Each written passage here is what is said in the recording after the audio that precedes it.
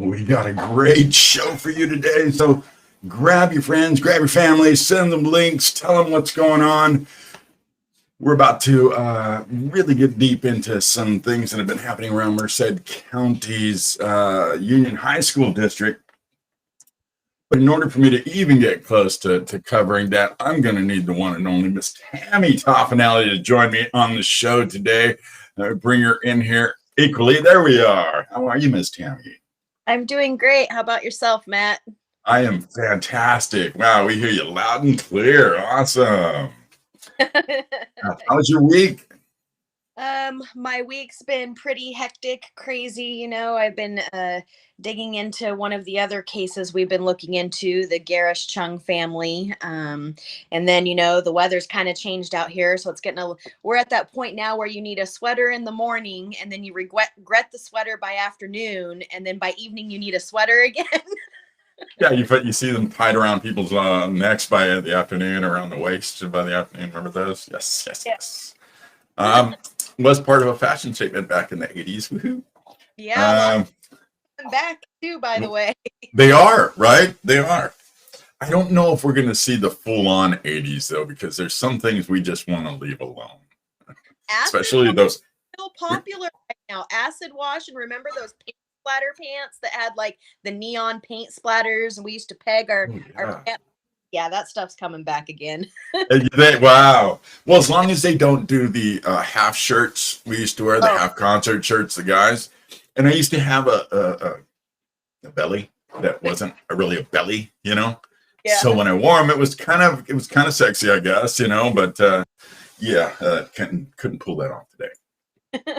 No way. You and me. Leave that at another time, right? So, anyways, a lot of stuff to get to. I wanted to talk to you a little bit about what had happened out there at Capitan. Did you happen to take a look at the rest of the videos that were out there? There was like 2 other ones that showed a lot more of what happened that day. Did you happen to see those? I didn't see those. I did not see those. So I would like to take a look at that. How long is the video actually? Because I know we just got the little snippet of it, kind of like, I guess, the ending of what had conspired. But I'd like to see what led up to that point. Yeah, and I would like to show you because I was prepared for this, but I don't know where the heck they went now. Oh, boy. Okay. So, I'm going to pull up something else here so I can pull up those videos because I think it is very important that we take a look at those. So give me 1 second here. Now, I've been digging in myself. First of all, parents need to know that the information that the school's MUHSD, a guy by the name of Sam Yingiz, who used to work for me from Merced County News, is now the communications director over there.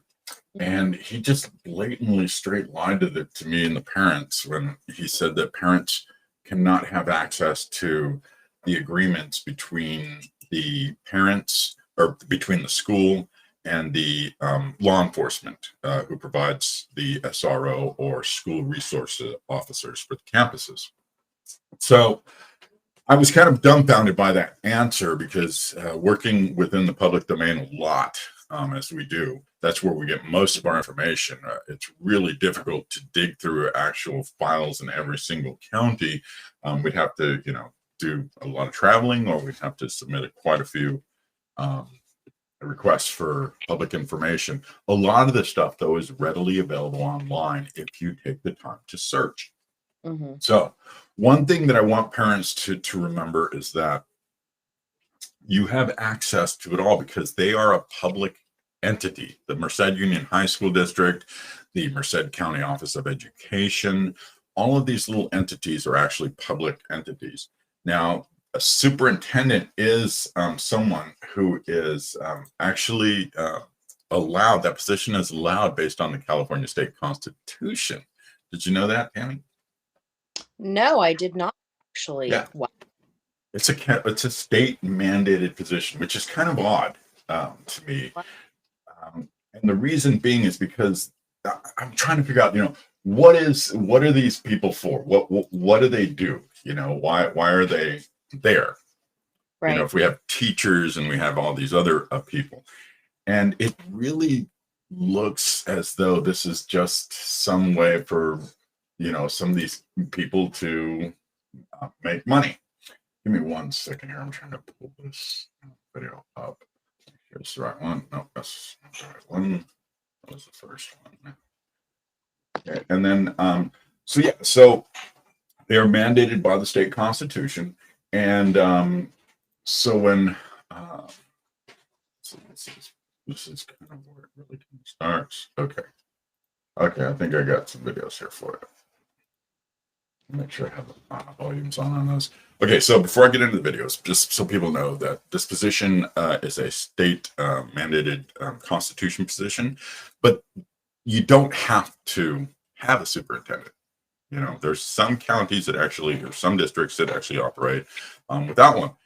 They're small, they don't have huge budgets where they can throw millions of dollars at a superintendent to basically sit there, wave and smile, while teachers and parents are still struggling to pay for books and pencils and paper. It's outrageous when you see what I'm about to show you. So before we even begin, let's start with the problem. What do you think the problem is out there, Tammy? Just from what the bare minimum for what you know so far. I mean, I don't expect you to get anything right. This isn't a test. I'm just trying to just throw back some conversation here. So what do you think is the problem out there? Well, I can only go off of, the bits and pieces I've gotten from, this particular happening. But I can also go off of my son being put through the California school system as well. He's 19 years old. He was supposed to have graduated. He was class of 2020. So he was supposed to graduate last year. And as we all know, he did not. He dropped out, but he did get his diploma this year. And I can go off of all of my dealings with the California school system and what I had to deal with. So I can say, one, their funding is very misappropriated. Two, the people that they have placed in authoritarian positions overuse and misuse their position of power. There is a lot of intermingling or intertwining of, whether it's the school teachers, the resource officers, coaches, the flag guards, whatever you want to call them, there's a lot of intermingling. And what I mean by that is, extracurricular activities outside of, or even during school hours that should not be appropriate during school time. And there's a lot of stuff that I know personally that has been swept under the rug that should not be swept under the rug and should be brought to light. And I'm just going to give you one small example. My son was sexually assaulted at the Rio Vista Middle School by another young man in the boys' bathroom. I went to the school. I spoke with the school principal and the school superintendent, and they basically told me that there was no proof, so there was nothing they can do to either parties involved. So then I took it up to a next step, because then I found out it didn't just happen to my son. It also happened to a little girl who lived across the street from us the year before, and she had never reported it because she was told nothing would happen. So I called the police. The police came out, took a report, and that's as far as it went. It never went any further than that. My son was sexually assaulted, and nobody did a damn thing about it.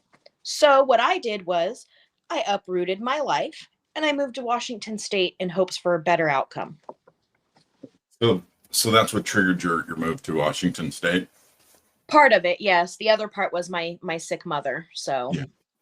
Wow, that's just an incredible story. I'm so sorry that your family had to go through that, especially your son. There's just I don't know. I don't understand how that could even happen. It's just that they would just let it go and let it go. I had a similar incident happen with my son, but it was actually at home. He had a friend over, a little buddy over, and the guy was a little older than him. And they were up and playing in his room, and then the guy left. And Dylan came down later, and he had told us that the guy wanted him to pull down his pants and tried to touch his pee-pee. So we called the cops immediately. First thing you know is, to rip this guy's head off and shit his neck. But then, you have to slow down. You have to start counting backwards, taking deep breaths, and remembering that your son is watching every move you make. And that they're learning lessons in life by what you do. So I had to slow my roll big time. I had to relax. I had to take the breaths. I had to wait till the cops got there. When the cops got there, it's basically the same thing. We don't have any proof that he did it. We talked to him. We talked to his mom. Nothing like this has ever happened before. They said, there's really nothing we can do. So it was just like, so we up and moved him out of there too. We moved to another place in Ventura at the time. And you know what blows my mind about the scenarios that we're presenting right now is the fact that if the roles were reversed, okay, and it's a woman who is screaming rape and kidnapping, falsely accusing a gentleman of this, the gentleman gets arrested, locked up, thrown in prison, his property gets taken away out from underneath him, she's a proven liar, and everything under the sun is done for her. But when it comes to our children, nobody steps up to the plate for them when things are really happening. Yeah, I agree. I totally agree. All right, so let's take a look at these videos real quick. There's going to be two videos that I'm going to show you, Tammy. They're both longer than the one we saw. I think the one coming up next is 35 seconds, and then the one after that is a little longer. So we're going to take a look at these videos. Again, you haven't seen these fuller versions. You're just going off of the shorter version that we spoke of earlier, which made us both question the tactics of the SRO officer. I got to admit that after I saw these videos, I started questioning my own questioning of the SRO officer's tactics, because they were in a serious melee. And you'll see what I mean here in a second. So bring this in. All right. Bring me and Tammy in next to there we go. All righty. So here we go, and pay attention.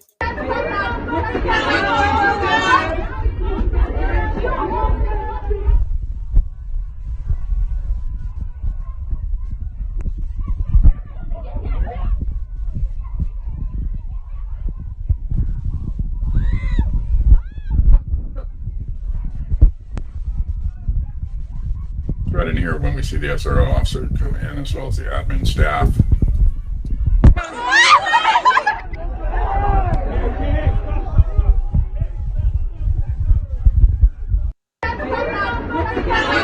Okay, so that was that. You kind of understood what's going on there, huh, Tammy? Oh, yeah.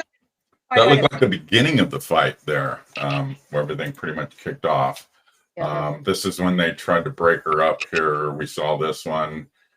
This SRO officer, the ones that grabbed her on the neck, trying to keep her under control. You've seen another person had her hands, and he had her hands under control, but this officer wasn't paying attention. He was looking over at the rest of the crowd instead of paying attention to trying to he doesn't seem to understand how to properly apply wrist pressure techniques, hand wrist pressure techniques, which could have really caused her pain and caused her into submission. He seems to not understand how to properly take control. He just needs some more training, it looks like. But we've talked about this officer in the past. He really doesn't need to be on the campus at all. And we'll discuss more about that in a little bit. But so this was the, I guess, the video that we saw before. And then let's see where we're at. Oh, that's Joker. There we go. So here's another one.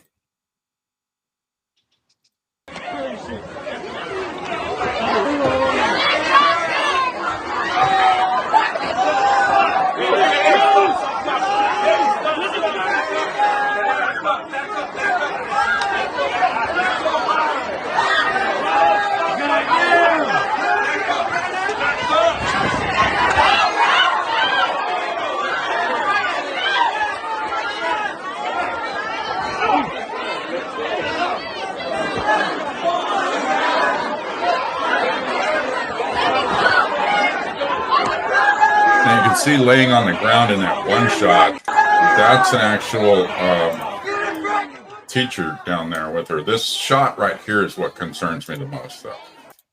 You can clearly see he's got his hands in her hair. He's pulling her head or pushing her face into the ground, as well as applying a knee to her neck, which really could cause her serious damage to her spine. And I know this for a fact because I'm going through spine surgeries myself. And my doctor has let me know this is a very delicate thing you're dealing with. Now, there's other ways to subdue her, but to keep the neck on, or the knee on the neck and the hands in her like that, pulling her face down.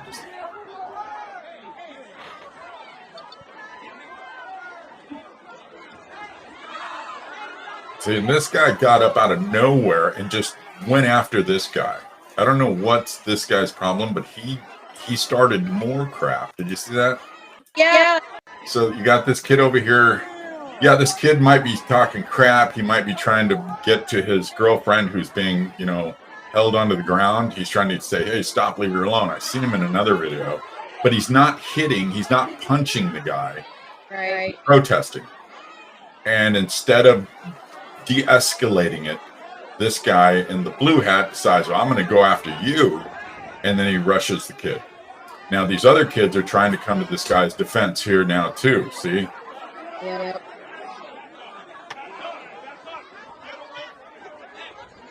So all kinds of wrong, I think, went on with this situation. Hold on. I'm going to get rid of this one quick second, Tammy. Talk about this on the outside. Okay. What was that? I said there are all kinds of things I see in there that are just, looking at that full video, what the fuck is wrong with the parents of these children, allowing them to act like heathens? I don't understand this. Excuse me. In defense, I've spoken with some folks who basically told me, Matt, you remember when you were in school and things would get a little stupid, and you remember those fights? And yeah, I do. I remember them. We did get a little stupid sometimes like that as well. I had another person online tell me schools are much different today, more violent, more crazy, all this other crap. And then I had to remind him, hey, listen, man, I grew up in a high school when we were doing freebase cocaine. Okay. You want to talk about stupid? Guys were getting shot and killed over their jackets, their freaking leather jackets and their shoes while I was in school in the 80s. Yeah. I was in school in the 90s, the 80s and 90s. And of course, the 80s being my younger years, elementary and middle school. And then the 90s being, the rest of middle school and high school. And I went to one of the worst cities, school districts growing up that you could possibly go to in the state of California. That's Stockton, California. That's where I spent most of my time, in Stockton, California, there in Mariposa. But I do remember at my school, because I started my freshman and sophomore year at Amos Alonzo Stagg High School in Stockton, and we were segregated. So, the Black community would hang out inside the gymnasium at the basketball courts. The Asian community had their own parking lot out on the side of the school. The white stoner crowd was in the front parking lot of, like, we were all very segregated. Yeah, I remember that. Yeah. Tried to get us to integrate with each other. They didn't really give two shits that we were segregating, ourselves from each other. And I do remember, if you were not an Asian person, you were walking down the Asian hallway, you would get your ass handed to you, but I remember lots of fights being in school, and not this fight breaking out over here and that fight breaking out over here and the fight behind us breaking out over, I remember people fighting and squashing it. Maybe sometimes it was 5-on-5, because there was a lot of gang activity going on. So there was a lot of that happening, a lot of stabbings, a lot of shootings, but not a monstrosity of I don't know if that's the right term that I'm looking for, or a problem that is that huge to where there's multiple fights breaking out and you can't gain control, because with that, I saw the officer and the admin taking down the 2 girls that were initially involved. Then I saw over behind the pillars another girl go after another girl, and then over here this guy's trying to get through and go after, we don't know if he was going after his girlfriend or whatever, but then all that ensues, and it's just like, how do you, and my thoughts on this are, I strongly feel like these kids have been in seclusion from each other for so long that they've lost their, they've almost become antisocial. And so they've got all this pent up energy and frustration from being stuck at home because we've been in a pandemic and we've been locked down. This is their first year back to school in 2 years, so of course they're all going to be overwhelmed, overstimulated, and there's going to be a lot of shit going on. Yeah, absolutely. And the other thing too is that personally I think it has to do a lot with the leaders in the school. Mm-hmm. And so before I get into all of that, though, I think it's important to first start out with understanding the problem, like I said. And for me personally, I think it's a lack of respect for the teachers in the school. I think the kids said, we can do whatever the hell we want. We can turn in papers that aren't graded and get 100%. That papers that don't have anything on them and get 100%. So if the teachers don't care, why the hell should we? What's the point, right? Yep. And I think that's where everybody is at right now. And I, of course, am trying to pull this up again. And every time I get it ready, it's like, no, we're not working when the show comes on. There's no way. Right, so let me see here. I got a phone call there. At the news. So, anyways, geez, how does this happen? I get everything on here and ready for the show, and then nothing, it's like it's gone. It's and it's of course it is. Okay, so let me go ahead and locate this audio real quick. But what I want to show everybody is oh, I know where it's at. I know where it's at. Sorry about that. Why didn't it stay open? I have no idea. I know where it's at. I suck at this thing, computer, I tell you, every time. All right, so it's not there. Let's put that there real quick. And geez.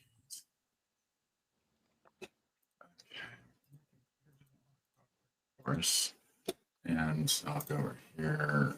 There she is. And why it's not over here, I have no freaking idea. Okay, so let's make sure it goes there this time. There it did. Okay, so we're ready now, folks, finally. And let me pull this audio up because I want to do the audio first, and then I want to get into some stuff later. So I'm going to get this audio right now.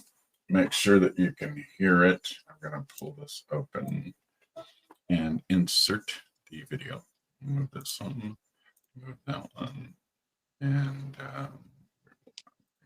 source, sharing my screen. How's that? Screen right there. Okay. And where's that?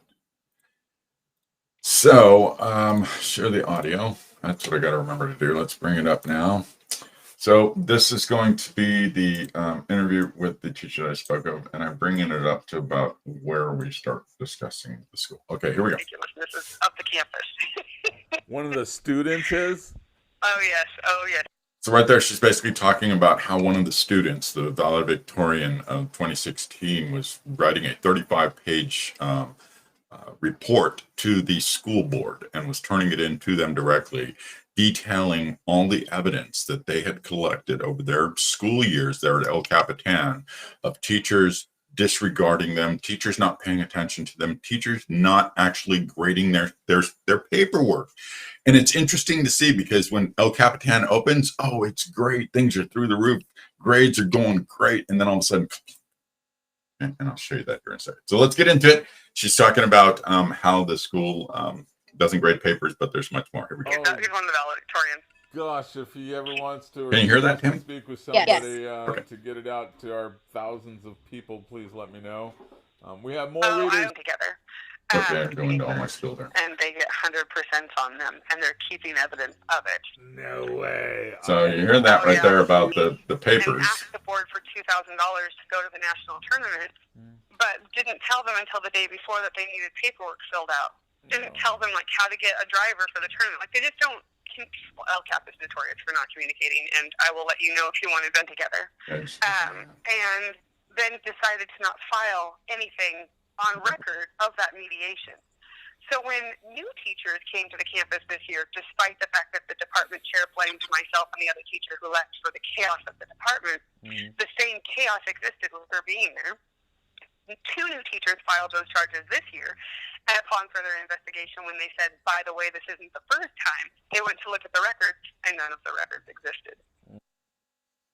Okay, I stopped it there because it's really important. The Merced Sun-Star reported just on Friday, I believe it was, that the and they do this to prepare parents, so parents don't even think about asking.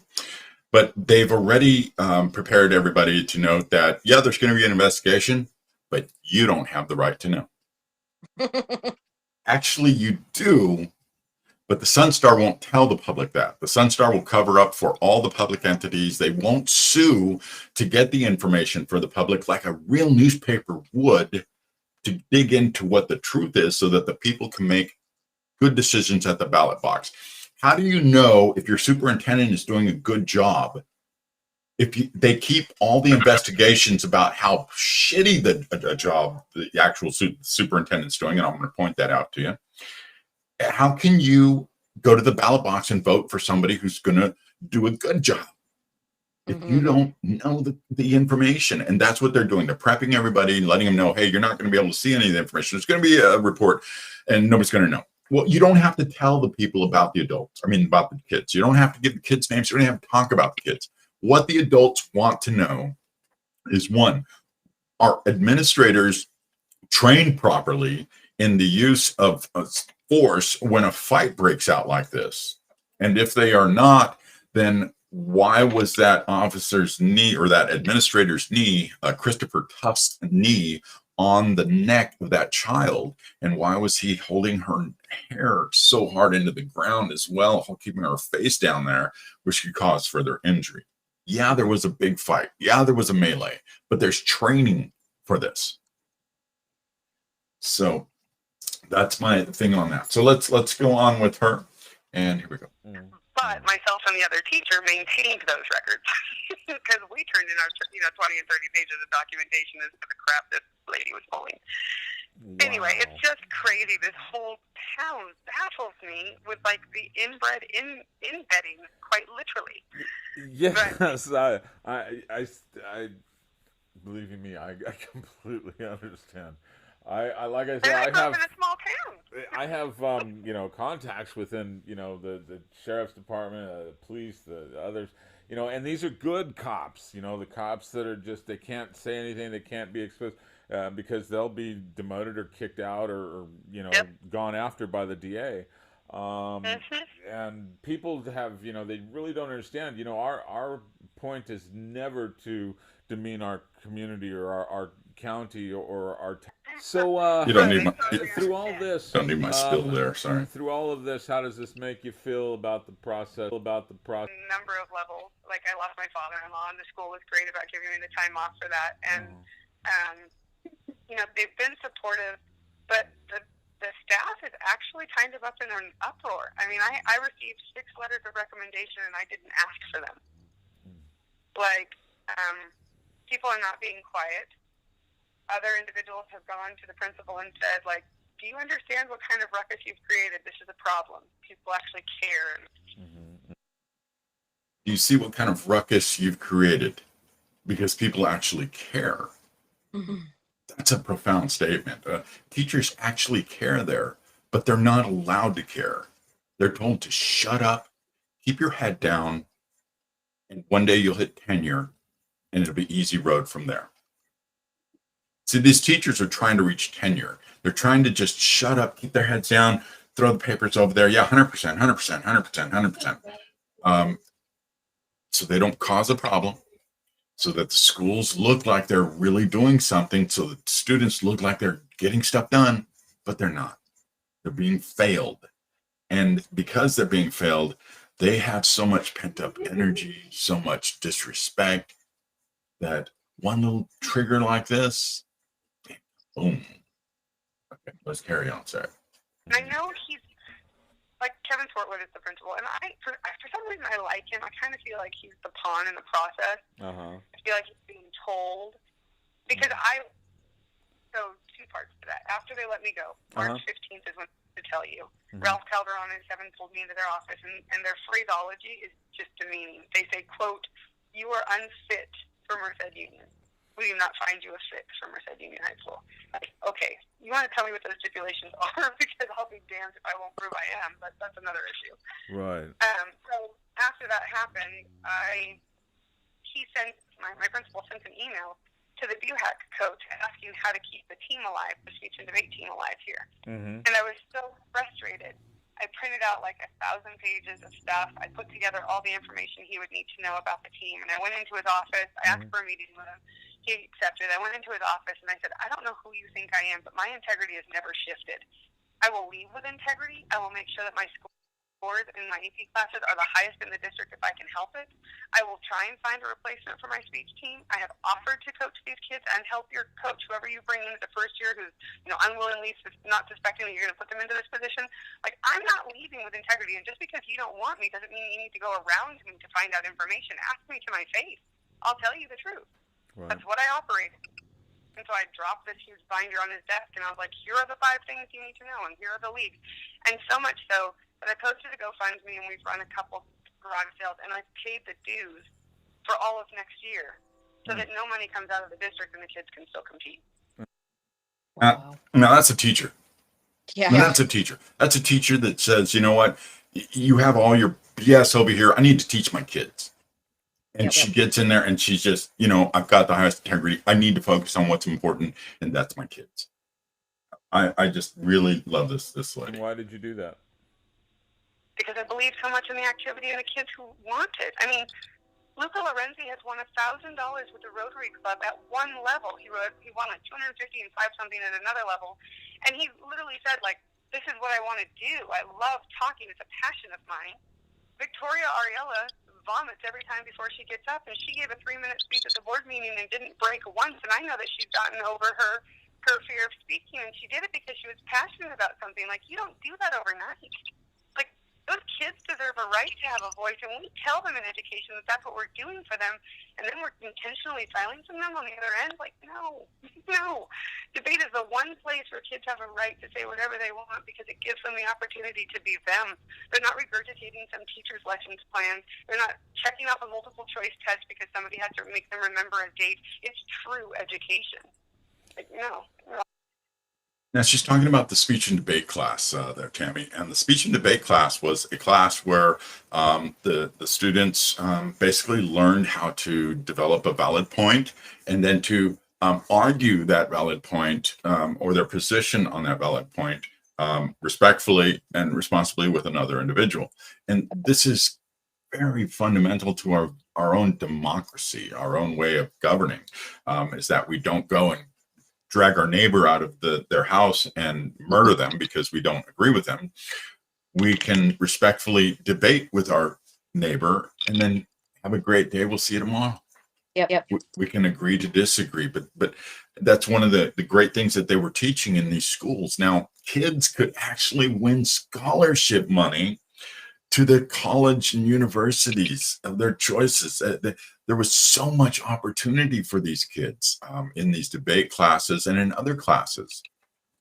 But what she talks about here is that the teachers were getting the stipends, were being paid the money for the debate class, but they weren't actually doing any debate class. Mm-hmm. There was one teacher over at Atwater High. She describes a coach who was getting the stipend, and she called him up. That's the one she's talking about there. She called him up, hey, trying to get some information. He would never call her back. He would never respond to her, nothing. So she had to go out and she had to figure out a GoFundMe. She had to get money up for the debate class because she's a teacher that cares. And she did. She did a great job, by the way. All right, so here's some more. Let's I'll do anything to protect that. Very well put. I mean, wow, because it's absolutely true, especially when you go in front of people who, have a higher education or a higher intellect, and they expect you to speak and present your. But let me ask you this too. Who else has the Sunstar at least contacted you, or ABC 30 or anybody? It was the Merced County Times, and then I guess the LA Times contacted one of my students. Oh, good. But other than that, that's it. I mean, I guess. You see, nobody cares. None of these newspapers, they don't give a damn because the teachers aren't their worry. Why would they care, right? The teachers don't make shit anyways. Excuse my French. They don't make any money. So how are they going to be able to, support candidates to vote against these people? It doesn't matter. Who cares? They're just teachers, right? Wrong. They are very important. Very, very, very. I would say teachers are even more important than cops. Why? Because cops, we should understand that law enforcement should not be an entity that we look to grow and to build more and to make bigger and bigger and bigger. That's the way I see it. I see we should be looking at law enforcement as a way to get smaller and smaller and smaller as we learn to remove crime from our neighborhoods. Some might say, you might be of that opinion too, Tammy, that we'll never be able to get away from crime. But I beg to differ. I think that it takes time. It's not going to happen overnight. But we have to go with the mentality that we need to start figuring out the problems that are causing the crime and then solving it. And then looking to close law enforcement, making it smaller. Because in the end, once people in a society can live civilly amongst each other, there's plenty of jobs, there's plenty of people out doing their thing, there's plenty of people making a good living. I think that we could dissolve it down and eventually get to a no need for law enforcement. That would be great. Of course, that's my happy pipe dream, right, Tammy?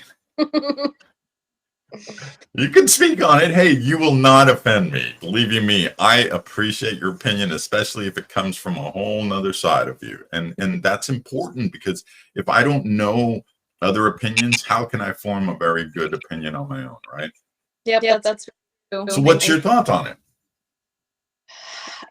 I think going this at the end of, I think that here along everywhere, I mean, magnitude and the time eliminate, as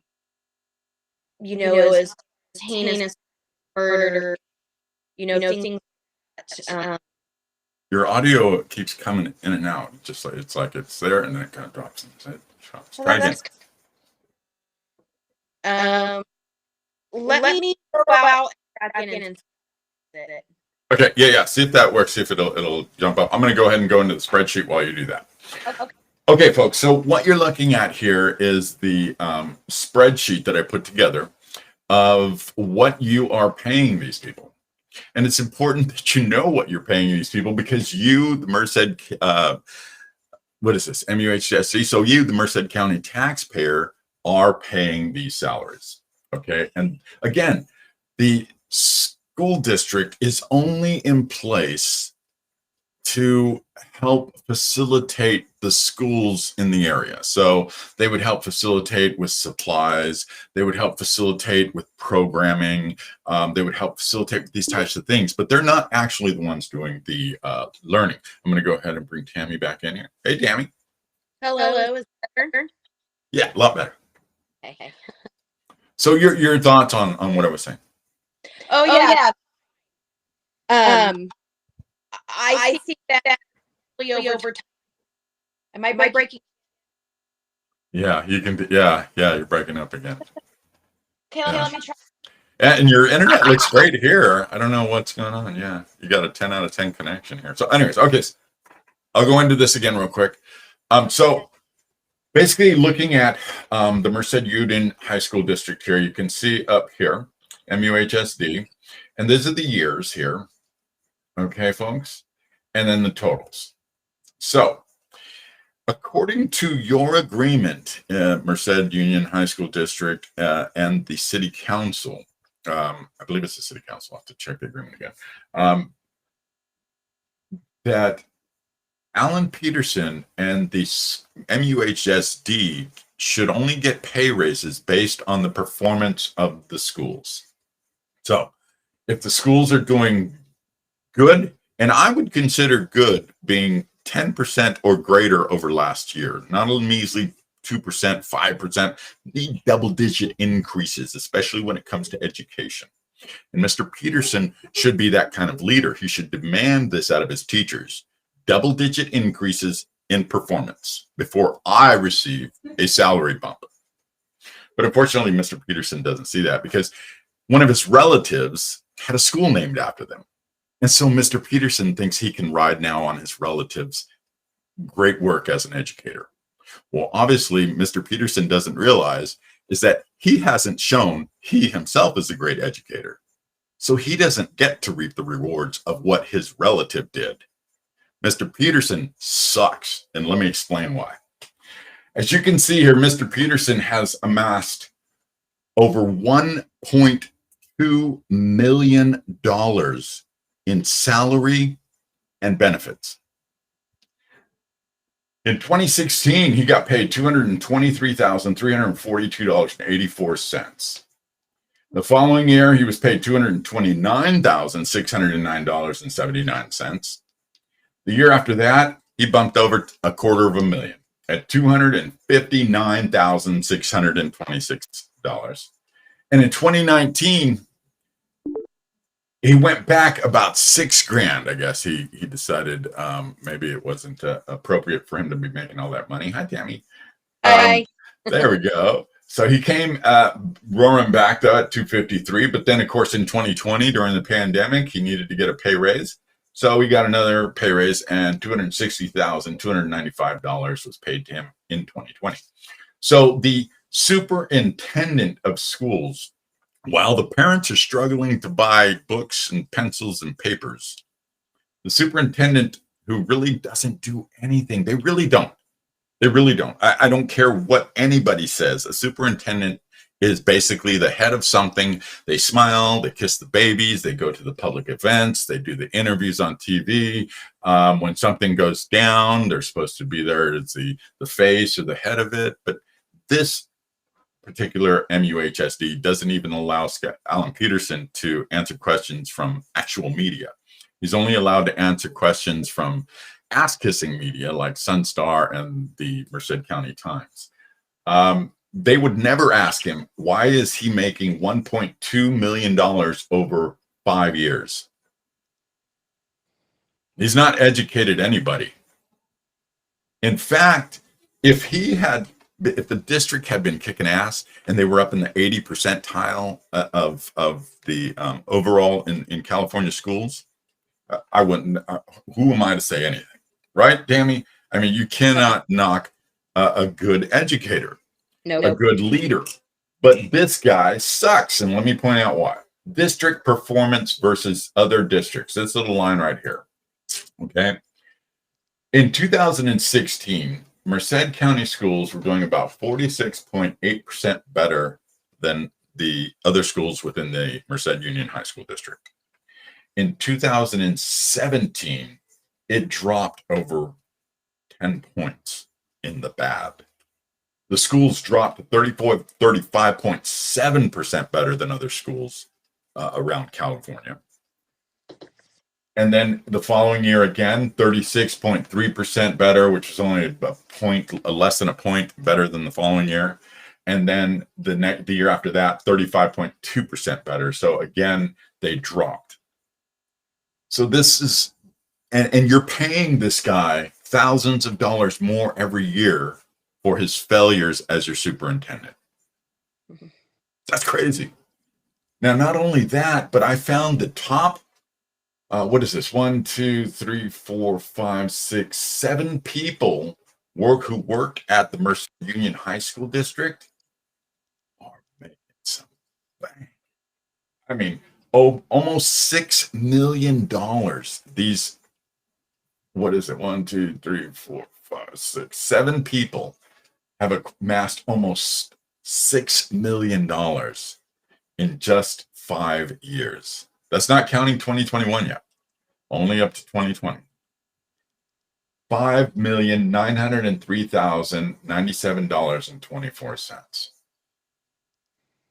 You people are being robbed, and you're being told you don't have the right to know anything that's going on in your schools. What do you think about those numbers, Tammy? Wrong. Wrong what? I'm in the business. Oh, right. Yeah, I mean, and this is a MUHSD, so it's a school district. It's not actually the school, and they're supposed to look after 9 different schools. And Allen should only be getting pay raises when the schools are performing good and well. Now, well, how can we say anything about Mr. Pedersen like that? You know, well, there are memorandums of understanding. There's also, I have a sheet that shows his pay raise, and it basically says that he would get 3% every year if the schools are succeeding. If the schools are succeeding, he gets 3% every year. So obviously, he should not be getting that money because the schools are failing. And they're failing students. That's the most important part there. Okay, so what we're looking at here, boys and girls, is called a memorandum of understanding that I found online as well. This is the memorandum of understanding between the City of Livingston and the school, the Merced Union High School District. Okay, this agreement is through 2021. You can see here, and so this is basically what their agreement is. The parties are to agree as follows. The goals and objectives is understood and agreed that the school districts and the Livingston Police Department officials shall share the following goals and objectives with regard to the School Resource Officer SRO program. Okay, they're to foster educational programs and activities that will increase students' knowledge of and respect for the law and the function of law enforcement agencies. So basically, you don't have the right to tell your child, you know, about law enforcement. You may be a family that doesn't agree with a lot of things law enforcement does, but when they go to school, they're not allowed to know that. They are told they must respect law enforcement no matter what. I don't think that should be in the curriculum of a school. I think that a school, you know know about police. You should learn about law enforcement as a kid to respect cops. You know, I was told when you become a police officer, it's respect. They have a uniform on, and they have that uniform on for a reason. What about you, Tammy? Oh yeah. I've been taught. I was. We're going to have to talk to your internet guy. Okay, so then the next one is to encourage the SRO to attend extracurricular activities held at school, such as parent meetings, athletic events, and concerts. To encourage, it should be, his ass needs to be involved. He or she, whoever that SRO is, needs to be involved, and I'll tell you why here in a second. To act swiftly and cooperatively when responding to major disruptions and flagrant criminal offenses at school, including but not limited to disorderly conduct by trespassers, the possession and use of weapons on campus, the illegal sales and or distribution of controlled substances, and riots. It sounds like they're preparing for a prison. When you come to our school, you will not be disorderly. You will not have weapons. You will not have any illegal sales and distribution of controlled substances. And you will not riot. Are they wear you? They require you what? Are they wear Uniforms? Yeah. Yeah. Mm-hmm. It's and parents, we as parents have just let this get way out of hand. Okay, so carrying on. To report serious crimes that occur on campus and to cooperate with law enforcement officials in their investigation of crimes that occur at school, and to cooperate with law enforcement officials in their investigations of criminal offenses which occur off campus. Now, do you know how much these SROs are being paid?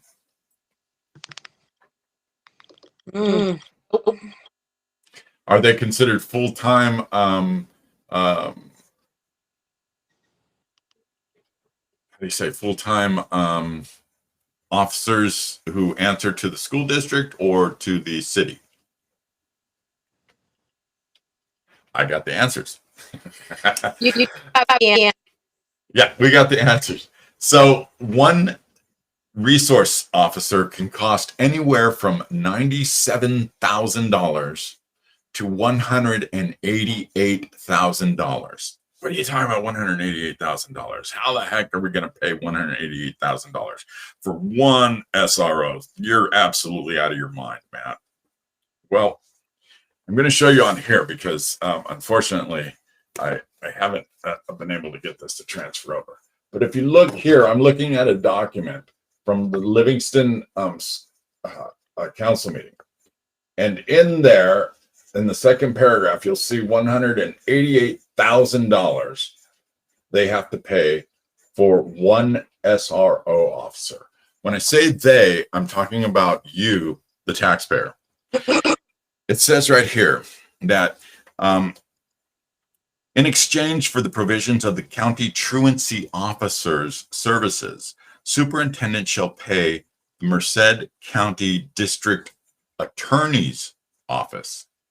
Okay, this is actually the district attorney's agreement for a truancy officer, that the school district will pay them $188,000, $124.88, which will represent payment to the MCDA in full for the annual services of the county truancy officer.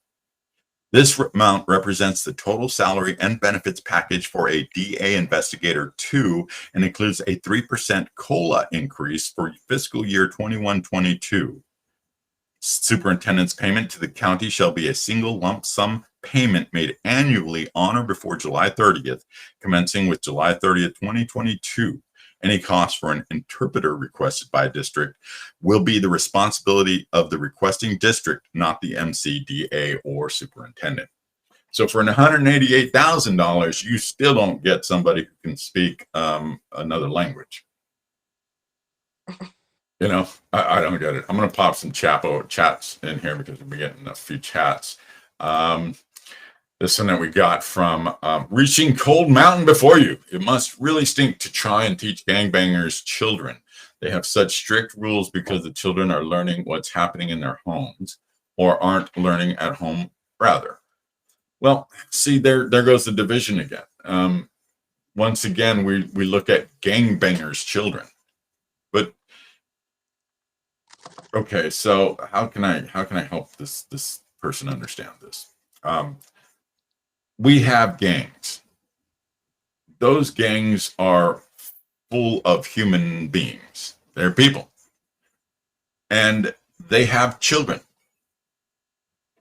These children are born not by any fault of their own. Whether they were born into a black family, a Mexican family, a white family, whatever type of family, that's what they're born into. We as a society have failed them for not addressing what their parents are doing. Now, whether it be more jobs, maybe it be more training, maybe whatever it is, maybe the people are just freaking plain out lazy and they want to be gangsters. Whatever it is, we're failing because we didn't incarcerate these people and correct their behavior before it got to the point where they had kids. Now they have kids. So you're going to label them as gangbangers kids because they're kids? So they're no longer legit? So what you're doing is you're illegitimizing these children just because of the homes that they come from. And that is wrong. I want to call you out on that, reaching cold mountain before you. I think that is really wrong. I'm sure you have your own opinion, and I respect that.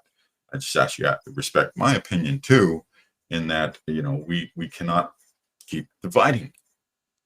We have to start figuring it out. Yeah, it's not voice. Yeah. He's not blaming the children at all. My apologies, and that's why I treat the children before they get to the police age. Oh, no, gotcha. Exactly. So we're on the same page then. You got to treat the root problem.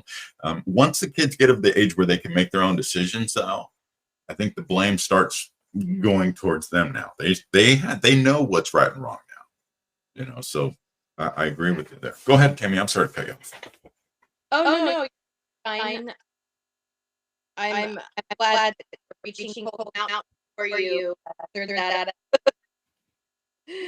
Yeah. We got to talk about these things. If we don't talk about these things. Reaching cold, really appreciate it. And you're absolutely right.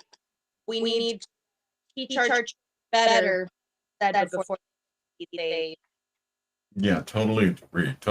If you also have a question or a chat, I'll go ahead and put the live chats up here now, so you can just jump right in if you have something to say. You want to add something to the debate or the what we're talking about. All right. So just to move on, you're paying a lot of money for these resource officers. $188,000 for a truancy officer, Merced County taxpayers. A truancy officer. My uncle used to be a truancy officer for the Merced, for Livingston High School, actually. His name was Greg Gonzalez, and a lot of people in Atwater, Winton area, I'm sure you guys know of him, especially the old school generation. He was a truancy officer. In fact, one time he chased me down because I was being truant, and I got in a lot of trouble. So he was not hired by the district attorney's office. He wasn't. He was. I think he did it as a voluntary thing on the side. Mm-hmm. And for the school, he was actually a school coach there at the school, and on the side, he was also a volunteer firefighter in Winton. And so on the side, he would also help with truancy. He wasn't getting paid no $188,000. What are you doing, people? These politicians, the Merced County District Attorney's Office put this together. She's obviously seeing that there's a lot of money in the schools and they need to get more district attorney investigators on their team. So instead of their agency getting the funds, the grants to pay for it, they're taking money from the schools now to pay for a truancy officer. Now, do you need a truancy officer the entire year? No. I didn't know that schools were open year round. So, can you believe that? They have to pay $188,000 for 1 year for one officer for 6 months. So, well, maybe 9 months, right? 6 to 9 months. Yep. It's absolutely absurd. Now, when the truancy officer isn't there at the school, are they just home chilling? No. Guess what they're doing? They're working for the district attorney's office. And the Merced Union High School District parents are paying for it. My child had to wear a uniform at one time to school due to many issues with the parent gangs trying to dress their children in gang colors. Yeah, I remember. You remember that, Tammy? I do. Yeah, that was a lot. That was a big issue, and that was that needed to get squashed. I agree with you there, reaching cold mountain. Because the children don't. They're just getting indoctrinated into this, and this is just what they're learning from the people who are their parents. They look up to them, and then they go to school and they get this, different view. It's crazy. Kids have got to be confused, and as you can see, they're pretty damn upset as well. And they're upset because you, the taxpayer, their parents are forking out tons of money for these people, and they're not getting their money's worth. Now, I showed you earlier this chart here, and like I said, these are the top 7 people. You have Ralph Peterson, Ralph Calderon right below him. I mean, the guy is just like neck and neck in pay. They both made over $1 million in 5 years. Ralph Calderon is the one who approves Alan Peterson's pay raises. By the way, if you look online, you can see the agreements. They're all there, people. Take a look. They're right there. So we talked about how you're getting reamed millions, or almost $6 million.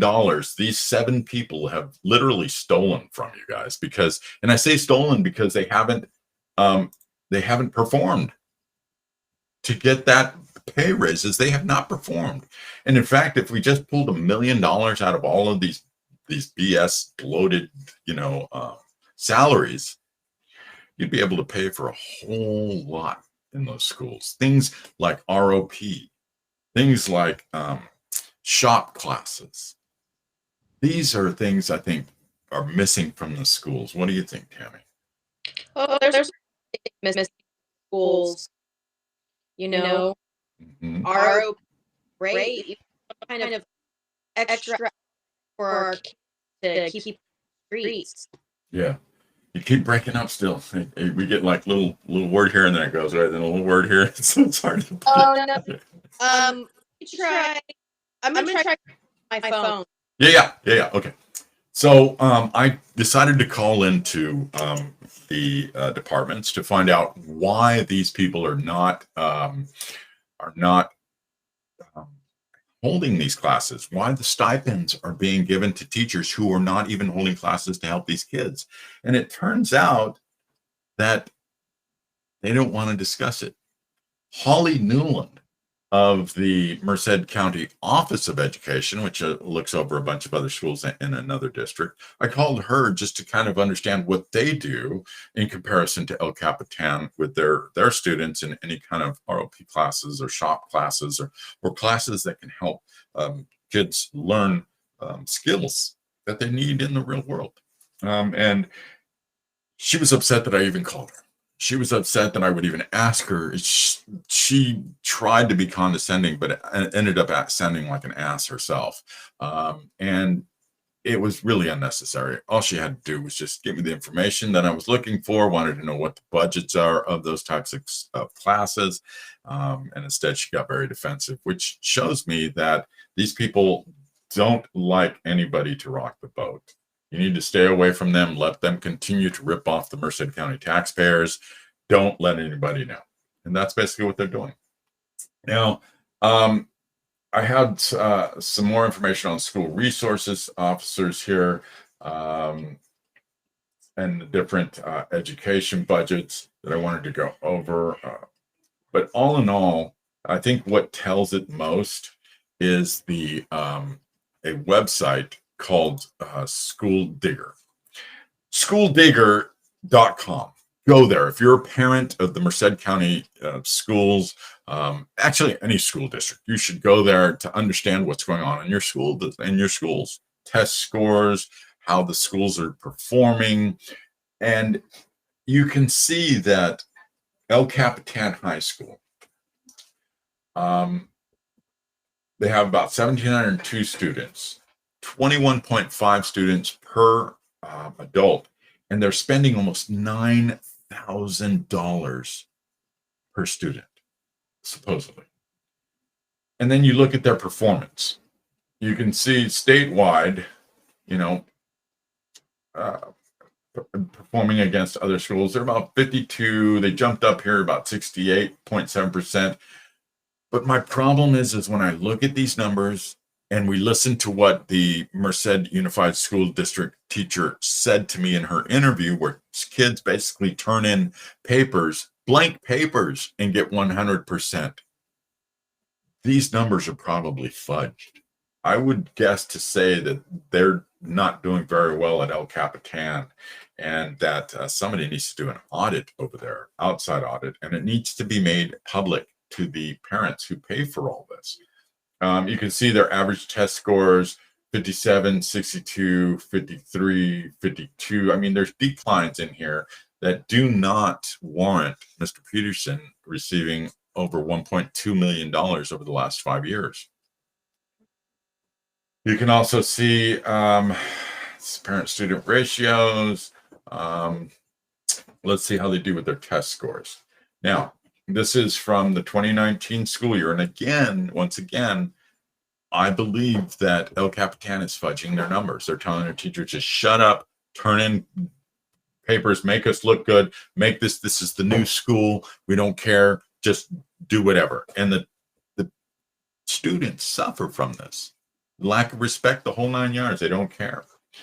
So as you can see, their smarter balanced assessments are below California average. They're a little bit above the California average on the smarter balanced assessments in English.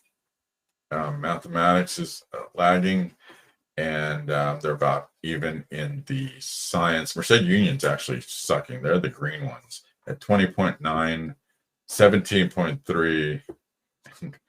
The entire union as a whole is really sucking in test scores, and yet you guys pay this guy another bonus. I don't understand it, but it is what it is.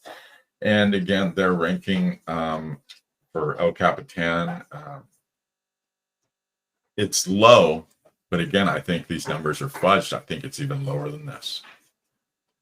So go to schooldigger.com, start digging into your schools, start digging into your districts, go to these district meetings and start asking, how much are we paying for SRO officers? And I'm telling you, you are paying for them. So if you're going to pay millions of dollars for resource officers, shouldn't you have some really highly trained school resource officers in those schools? Officers who understand that their job is not discipline. Their job is to mentor. Their job is not to go to the school and find another SRO kind of hot and sexy and then get all hot and bothered and get busted in one of the rooms, get a little frisky. That's not your job as an SRO officer. Your job is to mentor these children. You can see you're not doing a very good job when they are battling each other 3 to 4 times every day at school. This is happening throughout Merced County schools. Every day, fights are breaking out. Another thing I want to point out is that there's the red-blue aspect in Merced County too. So you have the gangbangers from the south, you have the gangbangers from the north. And these are things we have to deal with, people. These are realities. So you can't just sweep it under the rug, oh, they're just gangbangers. No, these are people too. So what is happening in Merced County is that they're taking kids that they know are affiliated with Southern gangs, and they're placing them into schools that are heavily populated with members of rival gangs. So what is happening? These kids decide, you know what? It's better for me just to ditch school than to end up in a body bag today. Sorry, not doing it. And you can't blame them. If you can't, keep the kids safe, they're going to keep themselves safe. So that's what's happening with that. And Merced County seems to be okay with this. They seem to be okay that they are creating tomorrow's next inmate. Did you know that only 16% of your students in Merced County ever go on to a college or a university? 16%. Did you know that there's a higher percentage of your children graduating from those schools that'll end up in prison and jails than they will in colleges and universities? Alan Peterson and Steve Teachin from the Merced County Office of Education, Alan Peterson from Merced Unified School District. These two people are failing. Every superintendent out there is failing, and they all need to be held accountable by you, Merced County taxpayer. And until you start holding them accountable, they're going to keep taking advantage of the system that you're not watching, that you're not paying attention to. So I implore all of you to please get involved. And just in time, my co-host Miss Tammy jumps in on the call with us. Woo-hoo. Good to see you, Tammy. Hopefully this is better. Oh yeah, fantastic. Okay. Oh yeah. So anyways, any thoughts, any feelings on anything that I've discussed? I'm sorry. I think that it's all a crock of doggy doo-doo, and that as the parents, with children in school, that, opening your eyes and really doing the research, because all the information is there. You just have to go get it, whether it's Merced County, whether it's Mariposa County, whether it's LA County, it doesn't matter. It's all public knowledge. It's easily accessible. Do your research. And if something looks fishy, speak up about it. Don't be quiet, because our children are our future. And we're the ones who are supposed to advocate for them, and if nobody else is going to do it, it's really up to the parents to do it. And so if we could all band together and just, just like Matt was saying, even the superintendent, what the hell does the superintendent even do? I never really had to deal with the superintendent. They're just the face of the school. That's it. That's all they're doing. They're the school mascot. Okay, great. But do they really know anything about anything? Probably not. So, it's really up to us to decide what's going to happen for our kids and what we want to happen for our kids. So, speak up. Don't be quiet about it. Yeah. And speaking of speaking up, when you don't, things like this occur. You can see here, Merced parents were arrested back in 2017 in truancy cases. And they said it was not their fault. It's a school's fault. So here you have parents who are stepping up and saying, hey, wait a minute, you're doing something wrong to me now. Now I've got to say something. Mm-hmm. It's too late. You allowed them to pass this law that allowed for, and in fact, it was Kamala Harris, who decided it was a good idea to arrest parents of truant teenagers, truant kids, not realizing that she's actually taking away their parental supervision. And now these kids are running around on the streets by themselves without parents. So the crackdown started, and they arrested like 10 parents on August 30th back in 2017 in a law enforcement truancy crackdown. So these parents could lose jobs. These parents could lose things that they're providing their kids for, no matter what, I don't think parents are sitting at home. There might be one or two, but I don't think most parents are sitting at home. Hey, I don't give a shit. My kid doesn't learn. I would think that these kids are doing this when their parents are at school. But again, here you go. The parents are put all over the media. They're shamed. They're talked about how they are being arrested for truancy and all this other crap. But you don't hear anything about these teachers or these administrators who are taking advantage of the schools, who are, out of control, not teaching kids, but yet the parents are being arrested.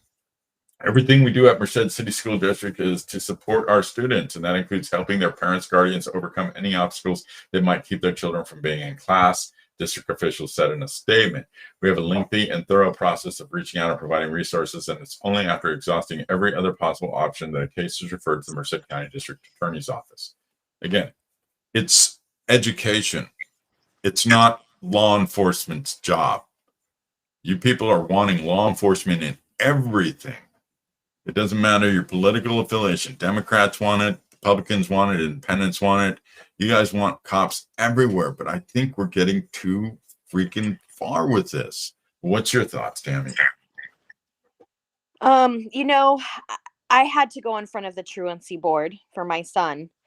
And here's my situation with this, because, just because your children are truant doesn't also necessarily mean that it's parental negligence. Parents aren't forcing their kids to go to school. Parents aren't making their children go to school. It's not always the parents' fault as to why their children are not in school in that seat.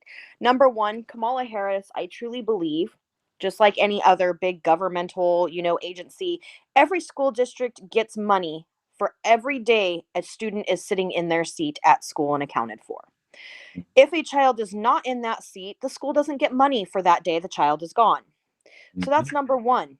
schools are money hungry, just like anybody else, you know.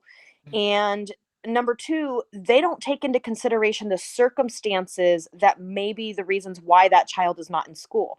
For example, the reason why I had to go in front of the truancy board is because this goes back to the story of my son was sexually assaulted in the boys' bathroom at his school. He was scared to go to school, and nobody heard us screaming at them to help. The police department did nothing to help. My son became depressed and suicidal and refused to go to school. How am I going to force my child into a place he does not feel safe? Hmm. How? Exactly. Exactly. And so, how am I the person responsible for that truancy? That's the school's fault. My son didn't want to go to school. You did not keep my child safe. Why would he want to go there? Exactly. And we've taken the responsibility for our children's education away from the teachers and replaced it now with law enforcement. Yep. It's ridiculous. Yep. And like I said, more kids in Merced County are graduating into jails and prisons than they are into colleges and universities. Yep. Have a problem, Merced County parents, and you are the only ones who can change it. You can change Steve or Alan Peterson's obnoxious and a downright criminal, I think, salaries. He should not be getting paid that much. He hasn't built anything. His name is on an elementary from another relative's education or education background, their career, not his. He's just riding on another relative because he doesn't have any ability to be a good, successful educator himself. As you can see, the numbers are failing. So let me ask you a question, Matt. And I don't know, maybe you covered this in one of my little issues with my audio or whatever. But these people, you listed the top 7. They brought in over $6 million between the 7 of them over the last 5 years. What are the teachers making? Well, that's a good question because it kind of runs the gamut. Some teachers are making $30,000-$40,000 on average there. They're having to go out and buy pencils and paper for their students at the beginning of the year. And some of them are even gleefully excited about going out and buying pencils and paper. And my wife was talking to me the other day. She goes, I couldn't believe it. I was reading one thing about a teacher saying she's going out to go buy paper and pencils for her students. She's so happy. Why is she doing that? There should be a budget in there for that. When I went to school, my parents didn't buy me those things. They didn't need to. I mean, yeah, we got the book bag and the stuff for when I got into middle school, high school, but elementary and stuff, we didn't know all that was provided.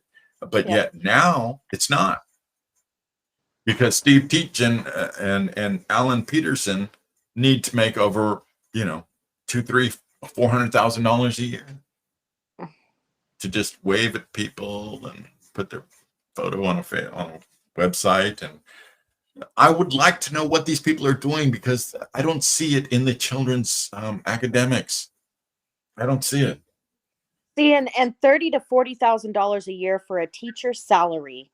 No wonder why these teachers are not giving a shit about our children's education. Why would they? Well, see, that's the thing, though, is what this teacher that we played earlier, what she said is about her. She's amazing. Right. But what she said is that these teachers are told to keep their head down and their mouth shut, and they'll get through that $30,000 to $40,000 a year salary. Once they reach tenure, then they get the bumps. Then they start getting more and more and more.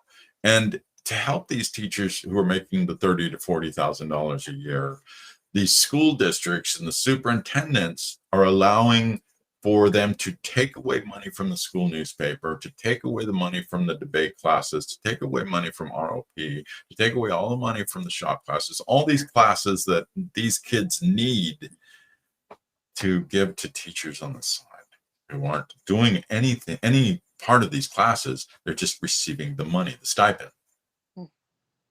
It's illegal. And the only ones that can stop it or say anything are the Merced County taxpayers. I'm going to wrap it up with that. You have anything else to say on this particular one? Because we need to get to some other stories. I do not have anything else to say. I'm just infuriated by the whole situation. So, I'm truly glad that my son is no longer in school and I only had the one to worry about. But I mean, even as a parent of a former student in the California school system, I am beyond infuriated over this. And I'm sure Merced County is not the only school district doing this. So, Just got another message in from Wishing Gold. Imagine programs they could have for the kids if the cash wasn't growing legs and weeks. Very well said. Very well said. I agree. God, imagine the programs they could be doing. I mean, really, I used to go to, I had fun doing home ec. Home ec was an awesome class. And I'm a guy. And not only are there just, some awesome looking girls from school there, so you could always, maybe get a date or two. But you learn a lot. I learned how to make lemon meringue pies. I learned how to scramble a proper scrambled egg, fluffy and so good. All kinds of stuff. You learn how to make things. Meatloaf. We made tons of stuff. Did you take any classes like that when you were in school? I took a lot of art classes and I was in choir. I was actually in a touring show choir for a long time. Yeah. So those were my things, but I could just see you in that home ec class learning how to make like a huckleberry pie or something, and cute little Judy down 3 ovens down from you, and you walk up to her and say, "I'm your huckleberry." Yes. I got to tell you real quick. I tried something like that when I was in first grade at Winton Elementary. I went up to a girl and I made a clay ring and I put it around my finger and I went up to her and I said, "Will you marry me?" And she pushed me so hard that I fell back. I hit the corner of the desk with my eyebrow and it started bleeding profusely. Oh no. So in first grade, this little girl whooped my ass and yeah. So yeah. Oh no. Anyways, so something's got to give because again, these kids are looking at being prosecuted. By the way, the district attorney is looking at filing charges on them. I have personally reached out to the district attorney myself, and I have personally begged her not to file charges. And the reason being is because, fights happen at school. It happens. This was bad. This was wrong. They should not have done that. But do they deserve to end up with an arrest record that could affect them going for scholarships or going for any kind of pursuit with their education? It can affect that. Mm-hmm. And listen, schools are not meant to be war zones, but they're also not meant to be a place where law enforcement gets the up on the criminal. Right. It should be a place where, hey, you know what? Some things happen there. Yeah, it could be considered a crime as an adult in the real world. We're on school campus right now. Anything like a rape, anything like a stabbing or anything major crimes, yes, there's issues and they need to be resolved. But if you have a school fight, shit happens. Yep. They need discipline, yes. But also we need to get to the root of it. But by attaching a criminal record to them, I think that's wrong. What do you think?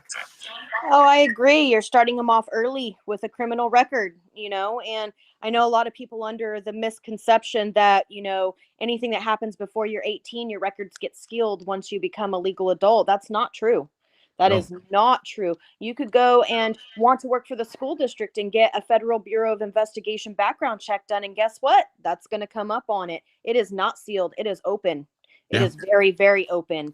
And to give these kids that kind of stigmata before they're even old enough to decide what kind of path they want to take in life is just wrong, because now they're going to think my record's fucked anyway. So excuse my French, but let me just go ahead and keep on this path. What do I need to go to college for now? They're probably not even going to accept me at the university I want to go to because I've got this charge on me, and it's a violent charge. Those violent charges never leave. Never. Yeah, people really look down on that. They don't want somebody working with them or in their school that has a tendency or maybe prone to violence. Yep. And if they have a criminal action against them, well, something must have been so severe that it could, needed to have criminal action taken against them. Whatever administrator or teacher or whoever came up with this idea to charge these children, shame on you. You should be fired. You should not be around teaching children. If you don't understand that, you need to be fired. Yep. I hope the county really listens to this. The parents out there, I hope you guys will share this with them, share the information that we've gathered. Like I said, 1.22 million over the last 5 years for just Alan Peterson. You're paying him, and the schools in his district are failing year after year. So why are you giving him more bonuses? In fact, he needs to give you back all those pay raise bumps that he's been paid, plus interest, back to the people of Merced County so that they can reinvest in their children's education. That's going to be my final take on that.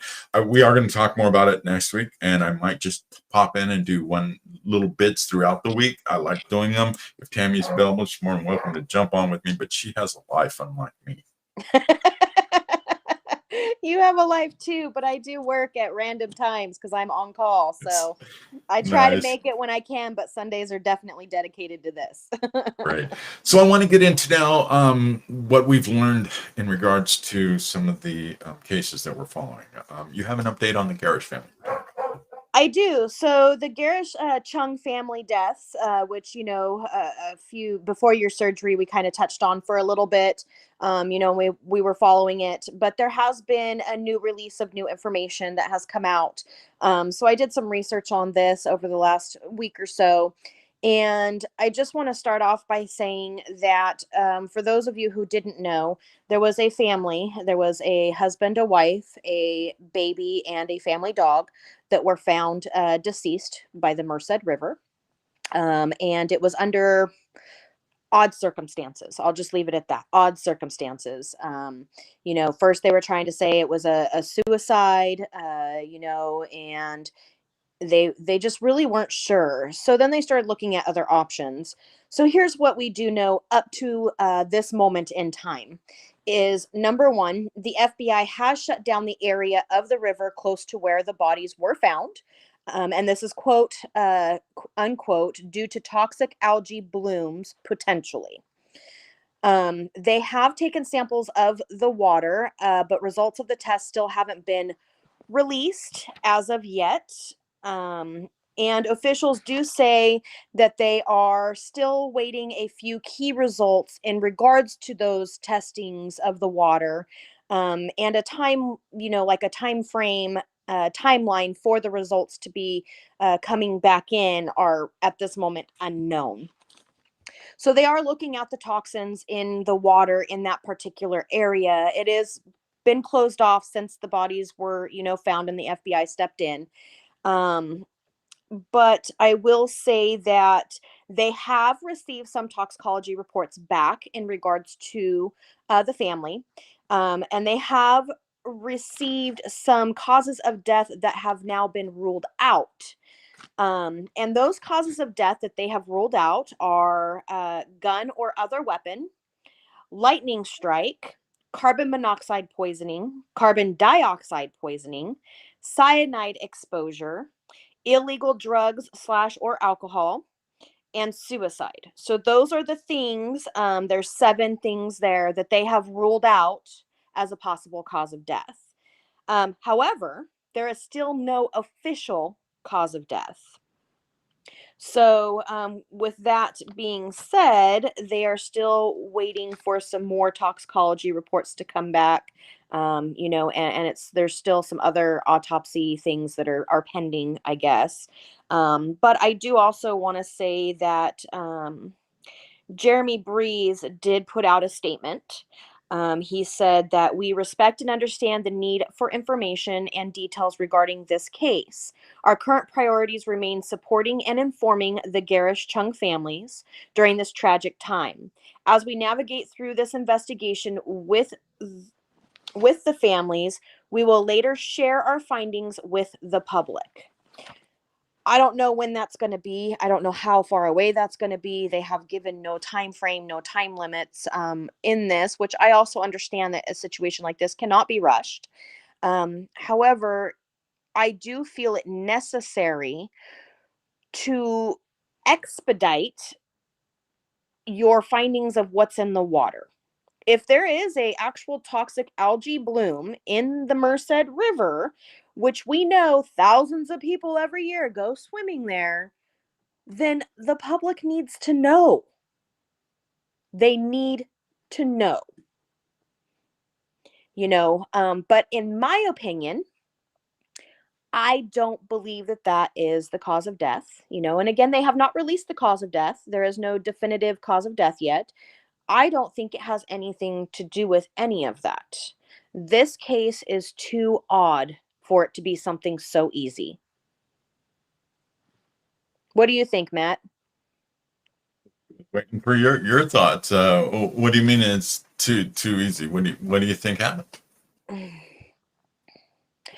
Well, from out the gate, when we first found out that these bodies were found and it was under odd circumstances, and they were trying to say, maybe murder suicide, I just found it too odd to be a murder suicide, because in my experience and in my background of criminal investigation, crime scene investigation and forensic science, if it is a murder suicide, typically, and I'm not saying always, because there are some cases, but typically the family animal is not involved in the death.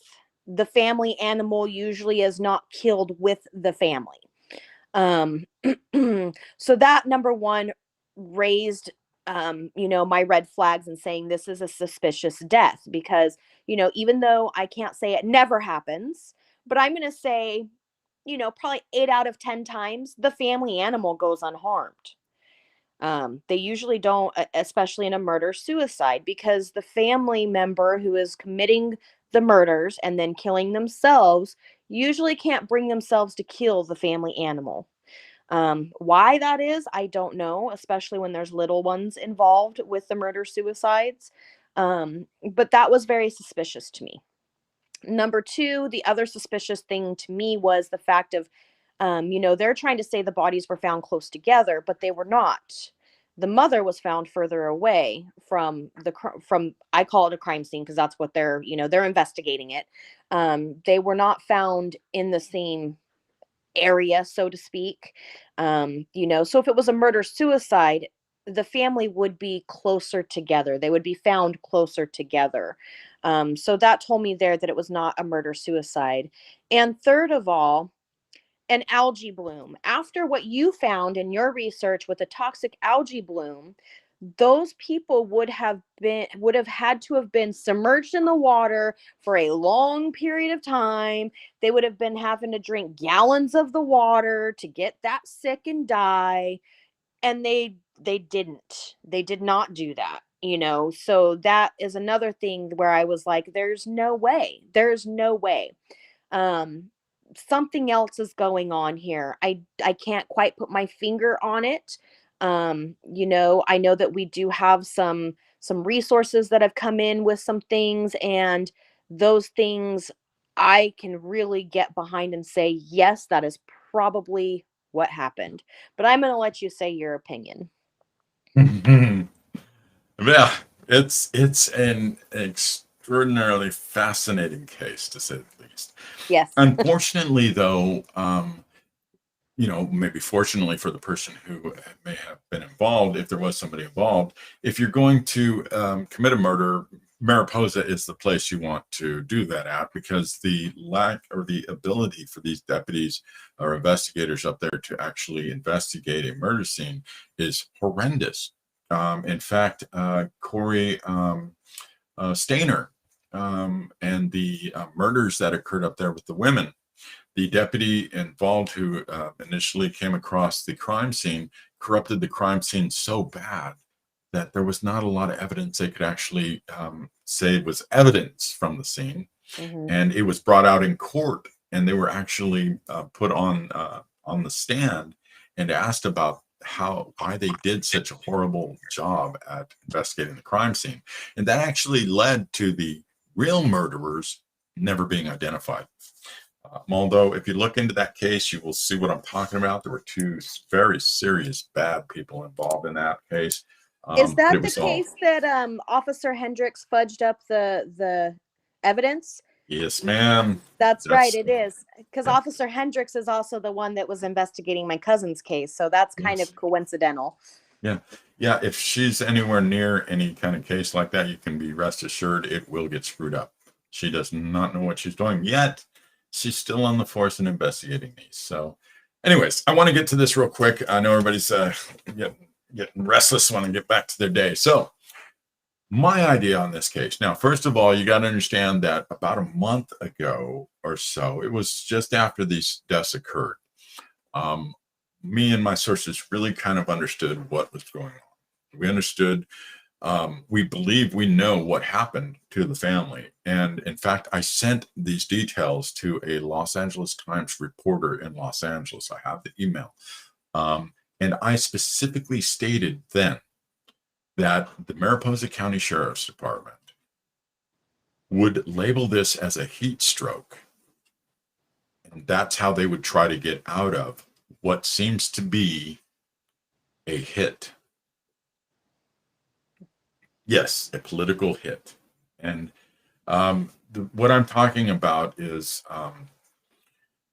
we believe from my sources is that there was some type of a poison used. We can't specifically say we were thinking cyanide at first, but cyanide would have a very you would get a reaction from the body from cyanide because it starts shutting down things and your body is convulsing. It's trying to survive.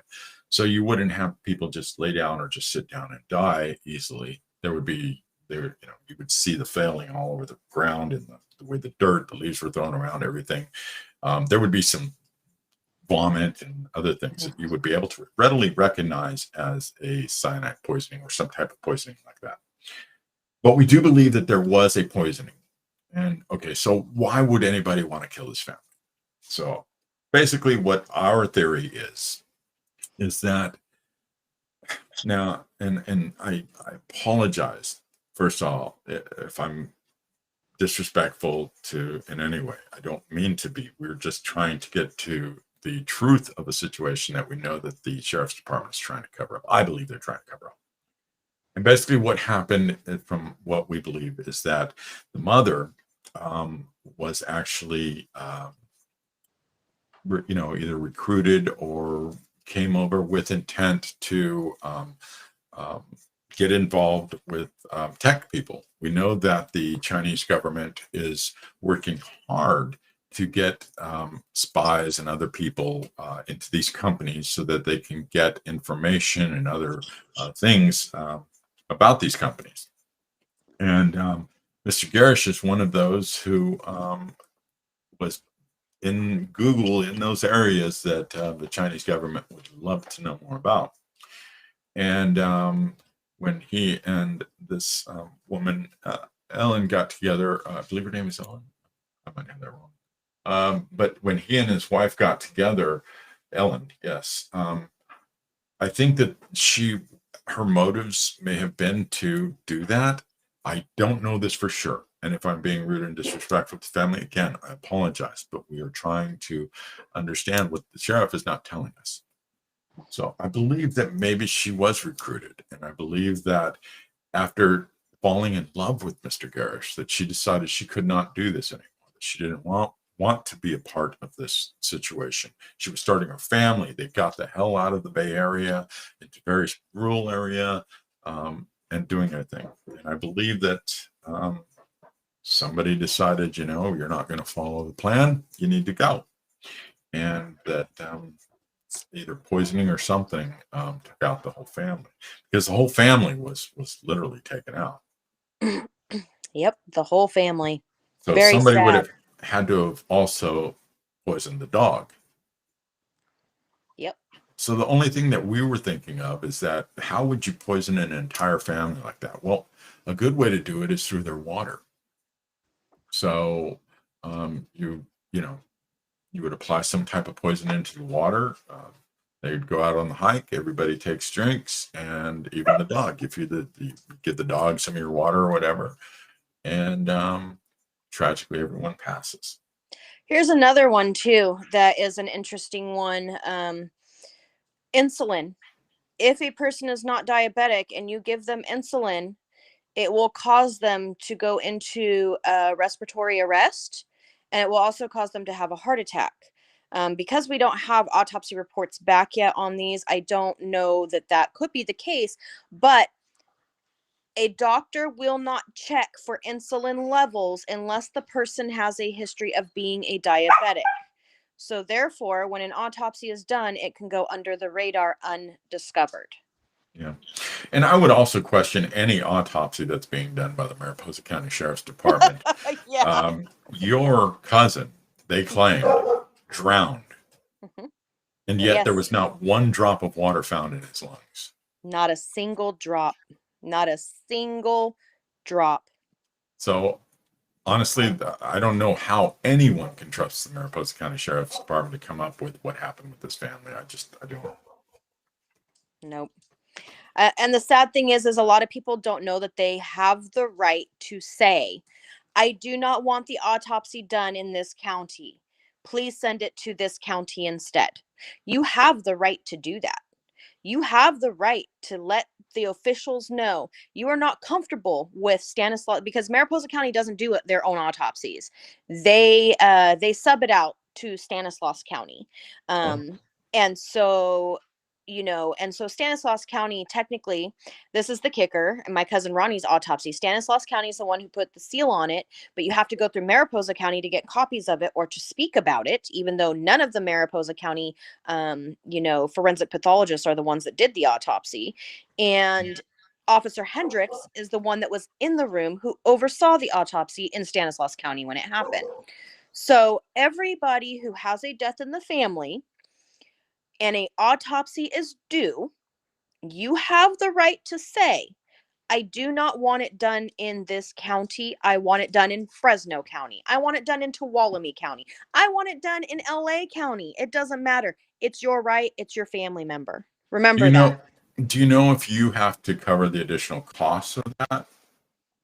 That might be something that we should look into too, because they might require, just so that they can do the autopsy themselves, an outrageous amount to transfer it over to the next county. Right. So something to think about there, because they tell you, oh yeah, you have the right if you have the money. Yeah, that's always the case too. Money talks. Yeah, and you know what? It really needs to change. I don't know what we're gonna do. I mean, how we fell in love with shiny gold, and now that somehow is worth a person's life. I just don't understand it. Call me small-minded. I don't know. Well, you see, what had happened was It had happened. what had happened was back in 1849, there in Mariposa County during the gold rush days. Oh, it was Mariposa County. I knew it. Damn it.